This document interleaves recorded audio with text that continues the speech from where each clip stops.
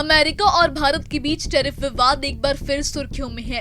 अमेरिकी राष्ट्रपति Donald Trump ने सुप्रीम कोर्ट का दरवाजा खटखटाते हुए भारत पर टैरिफ लगाने को बेहद जरूरी बताया है।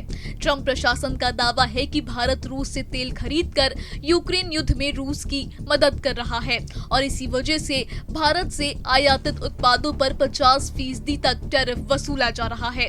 लेकिन इस फैसले को लेकर अब अमेरिका की अदालत में बड़ा कानूनी टकराव देखने को मिल रहा है। आइए जानते हैं पूरी कहानी।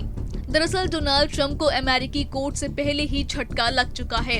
अदालत ने ट्रंप के उस फैसले को गैर कानूनी बताया था जिसमें उन्होंने बड़ी अर्थव्यवस्थाओं पर टैरिफ लगाने की कोशिश की थी। अदालत ने साफ कहा कि किसी भी देश पर इस तरह से टैक्स लगाना राष्ट्रपति के अधिकार क्षेत्र में नहीं आता और न ही आपातकाल घोषित कर ऐसे टैक्स थोपना सही है। लेकिन अब ट्रंप ने इस फैसले को सुप्रीम कोर्ट में चुनौती दी है। सुनवाई के दौरान ट्रंप प्रशासन ने दावा किया कि अगर टैरिफ कम हुए तो अमेरिका को भारत समेत दूसरे देशों की ओर से कड़े जवाबी कदम उठाने पड़ सकते हैं। अदालती दस्तावेजों में यहाँ तक कहा गया कि रूस से तेल खरीदने को रोकने के लिए भारत पर टैरिफ लगाना बेहद जरूरी है। ट्रंप प्रशासन ने ये भी जोड़ा कि 1 साल पहले अमेरिका की अर्थव्यवस्था मृत हालत में थी, लेकिन आज जिन देशों ने अमेरिका के साथ बुरा व्यवहार किया उनसे $1 ट्रिलियन आ रहे हैं। भारत के संदर्भ में स्थिति और गंभीर हो गई है।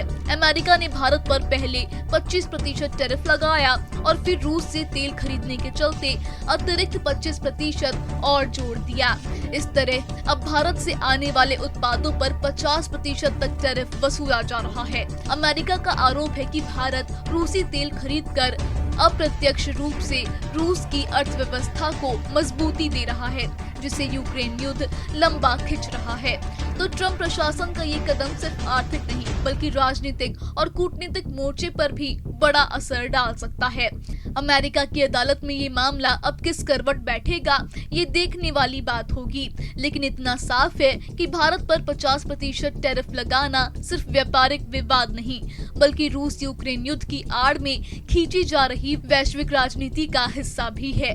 भारत के लिए आने वाले दिन चुनौतीपूर्ण हो सकते हैं, क्योंकि अब ये टकराव सिर्फ वॉशिंगटन और दिल्ली के बीच नहीं बल्कि अंतर्राष्ट्रीय मंच पर भी गूंजने वाला है।